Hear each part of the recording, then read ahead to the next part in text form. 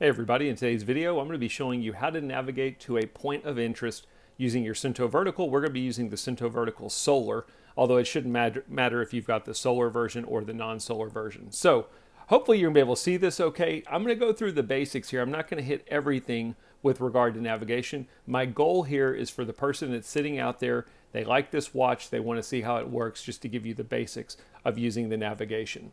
I'll say this, I use this thing, for what I'm showing you, for two primary things.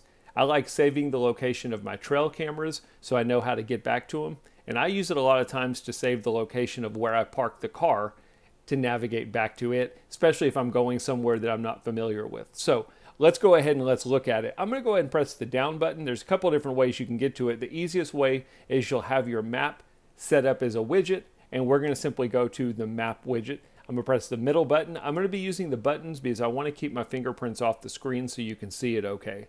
When we go into our map, this is what it looks like. Basically, this middle that you're seeing is my location. Those lines that you're seeing are actually streets, and then the little red triangle is my north indicator. So as you move, that's what it looks like. I'm going to press the bottom right button, and there's going to be some navigation options that we can look at. So I'm not going to focus on too many of these. The one that we're looking at is POIs, points of interest. You can save locations either on the watch or you can save them on the Suunto Vertical app and send them to the watch. And you can simply press the middle button to view those locations or save points. I've got two of them on here. POI number 3 basically means I saved the location and I never renamed it. I've got this one up here that's called Dyes Park. I can click on either one of them to see the information about that location. So I know the name, the coordinates of it, how far am I from that location, what's the altitude of it, what's the altitude difference between where I am and where it is, what type of point of interest is it, and then the date that I saved that point of interest, as well as I could go down here and delete it. If we wanted to navigate to it, we're simply going to go to the top and we're going to choose Select. You've got two different options when you navigate.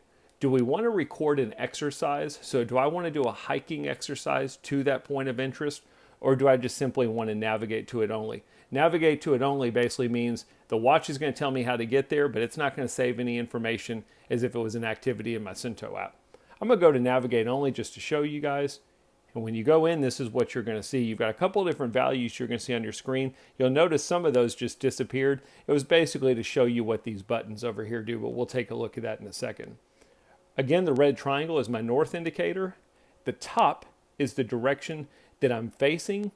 You'll notice it's kind of an open, big triangle, and then you've got this small triangle down here. That's the direction of the destination that I'm trying to get to. So as I start navigating, when you're navigating, you really want to be like this, so that the direction that you're going is the direction of your destination. And then again, you've got your north indicator. So if I'm doing this, I'm not going anywhere near my destination. You want to be as ideal to that. As you start navigating, there's two things in here that you're going to see. What's the point of interest that I'm navigating to? Dyes Park. What's the distance that I am from that destination? As I start moving, this should hopefully start going down. It's kind of cool the way this watch does it. It'll continuously go down, but then when you get really close, the screen will light up and you'll get an alert letting you know that you're close to your destination. Down here you see the time, but we can actually change that. I can click on the screen and you can see some different values. What's my ETA to get there? What's my ETA in hours? What's my battery? What's my elevation?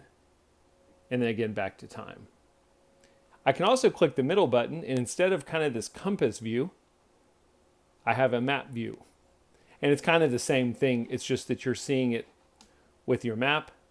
I can zoom out by pressing and holding the top right button.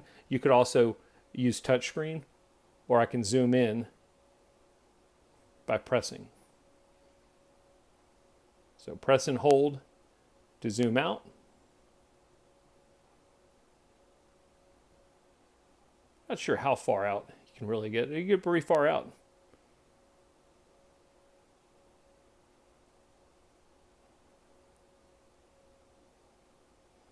That's a 5 mile up view, and then I can press to go in.